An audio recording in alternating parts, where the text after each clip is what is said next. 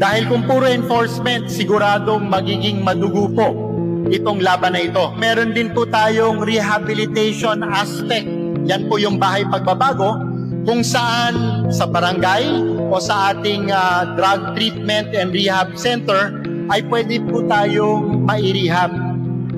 Noon, ang mindset ay kapag ikaw ay sangkot sa illegal na droga, dalawa lang ang pupuntahan mo, kulungan or libingan. Dahil sa seryosong kampanya ng ating Pangulo Rodrigo Roa Duterte laban sa illegal na droga, dumagsa po ang malaking bilang ng nag-voluntary surrender na mga kababayan natin na naging biktima ng illegal na droga. I know that there are those who do not approve of my methods of fighting criminality. Sale and use of illegal drugs and corruption. They say that my methods are unorthodox and verge on the illegal. Let me say this. I have seen how illegal drugs destroy individuals and ruin family relationships.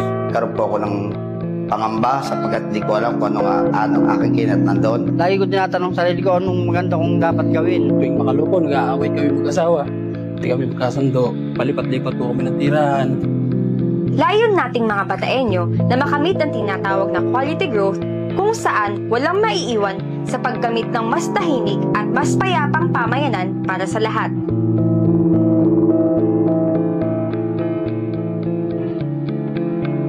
Kung kaya't sa pagtugon sa panawagan ng Pangulong Duterte na sugpuin ang pagkalat ng iligal na droga sa ating lipunan, pinanindigan ng Bataan na bigyan ng mataas na pagpapahalaga ang buhay ng tao. Kung kaya't pinili ng pamahalaan, kaagapay ang PNP na mas paigtingin ang mga programang ukol dito. Noon, ang mindset ay kapag ikaw ay sangkot sa illegal na droga, dalawa lang ang pupuntahan mo, kulungan or libingan. Dahil sa seryosong kampanya ng ating Pangulo Rodrigo Roa Duterte laban sa illegal na droga, dumagsa po ang malaking bilang ng nag-voluntary surrender na mga kababayan natin na naging biktima ng illegal na droga.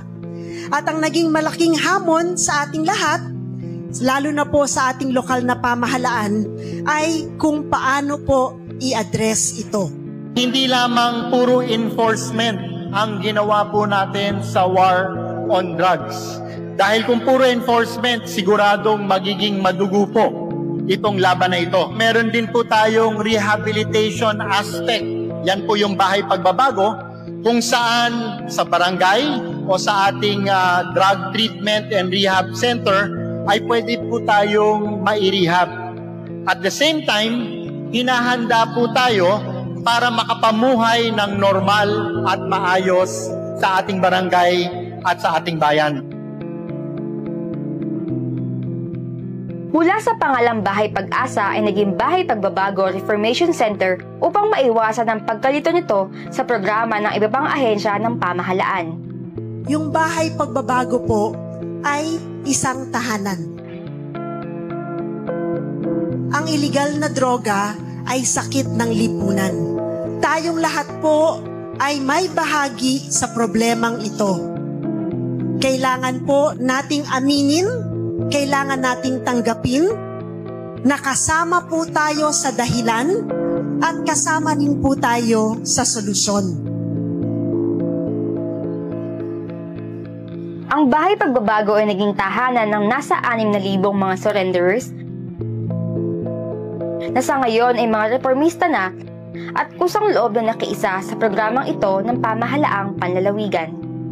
Katuwang ng BPPO ay mga lokal at nasyonal na tanggapan tulad ng Provincial Government of Bataan, Local Government Units, ORICA, TESDA, Provincial Health Office, National Grid Corporation of the Philippines, Department of Health Treatment and Rehabilitation Center, Bless Bataan, at iba pang religious groups, mga mangangalakal at kooperatiba.